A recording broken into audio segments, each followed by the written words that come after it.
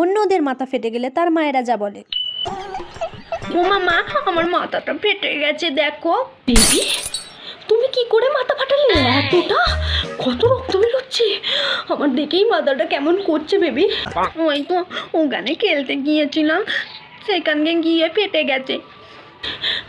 তুমি একটু দাঁড়াও। হ্যাঁ আমি বুঝতে পারছি তোমার লাগছে, তুমি একটু দাঁড়াও। তোমার ড্যাডকে আমি এক্ষুনি ফোন করে বলছি ডাক্তার নিয়ে আসতে।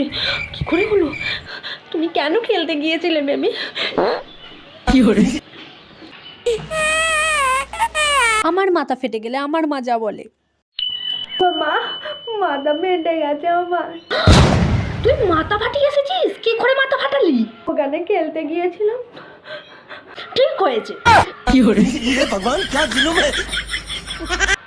যা গিয়ে ঘরে চুপ করে বস, কোনোদিন যদি খেলতে গেছিস তোকে দেখবি।